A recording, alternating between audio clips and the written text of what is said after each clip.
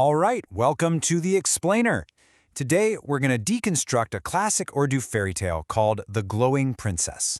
Now, this is a really interesting one because it starts with a prince on this epic mission to save his kingdom, but it twists into a quest to save just one person. It really makes you think about which promises matter most. So, this is the central question of the story, right? We're following a prince who thinks he's on a straightforward mission to save his dad.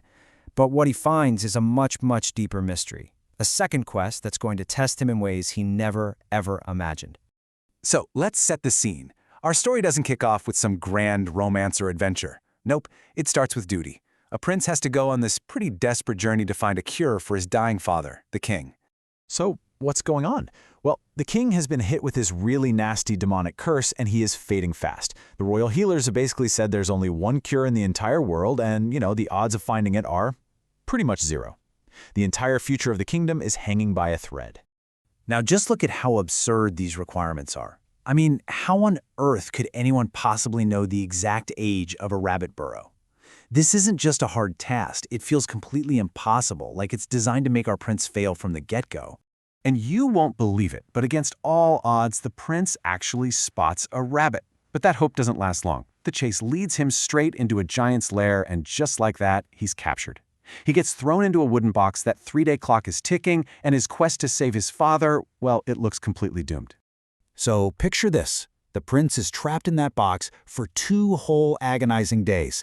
He's totally helpless, really at his lowest point. But then, on that second night, a miracle happens. The box opens, and this single moment changes absolutely everything, setting up a brand new quest. And this is where we see the story's incredible magic. His rescuer is a princess. And she's so beautiful, she's literally glowing, almost blindingly bright. And get this, she's the very same rabbit he was chasing. She's been cursed to be an animal by day, only turning back into her true self at night. So she doesn't just free him, she actually gives him the magic soil he needs and tells him to hurry back to his father. His first quest, it's basically complete, but her last words totally shift the focus of the story. She tells him to go out and live in the world, and that eventually he'll find a way to repay her. A new, much more personal quest has just begun. So, the king is cured, the kingdom is safe, but the prince, he just can't forget his promise. He leaves his entire royal life behind, puts on the disguise of a commoner, and sets out on a new journey with a new purpose, to find a way to free the glowing princess. Now, it's really important to get this. He isn't just wandering around aimlessly.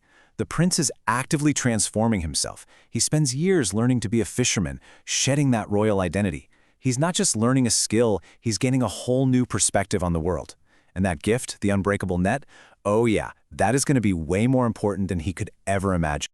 So, after years of traveling, the prince shows up in a new kingdom, and he finds the entire city is celebrating this really bizarre nightly festival. And it's all centered around a strange, very public challenge from the king. Every single night, this king holds a celebration just to brag about how beautiful his daughter is. It's not just fatherly pride, it's this huge public spectacle. And the irony? His own daughter is super embarrassed by it. She's secretly hoping someone will finally win the challenge just so it'll all stop. The second he hears this, you can just see the light bulb go off in our disguised prince's head. This strange challenge is the perfect opportunity. It's the perfect stage. So he steps forward and accepts, telling everyone that he knows a woman who is way more radiant than the king's daughter. The whole climax of the story is now set in motion. Okay, so this is it. This is where everything comes together. The prince has to use the skills he learned as a fisherman, the courage he's always had as a prince, and somehow engineer this elaborate rescue, break the princess's curse, and win the boastful king's challenge, all at the same time. So the prince goes all the way back to the giant's cave.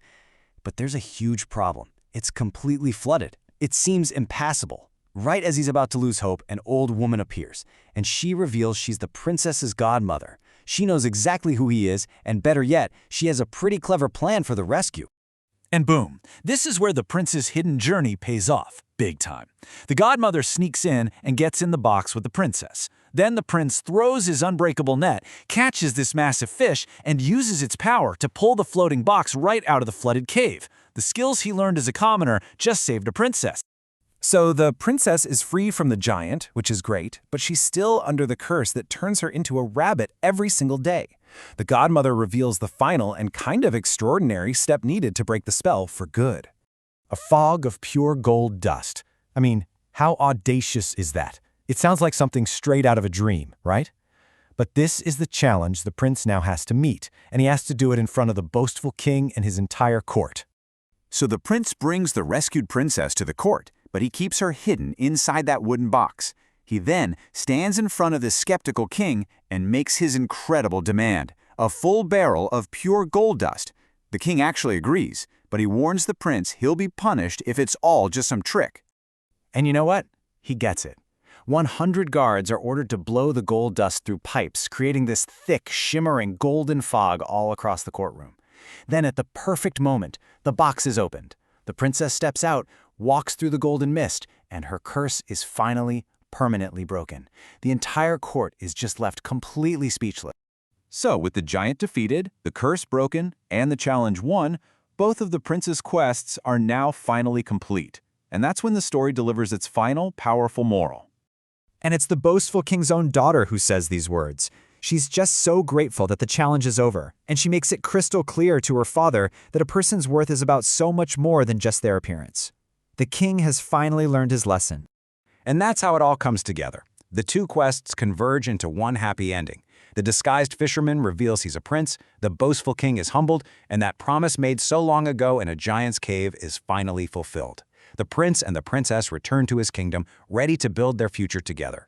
In the end, this fairy tale kind of leaves us with this question. The princess was literally glowing, sure, but the prince's transformation was just as radiant, wasn't it? The story seems to suggest that true beauty isn't something you just display. It's something you build through courage, through humility, and through the wisdom you pick up on a long, hidden journey.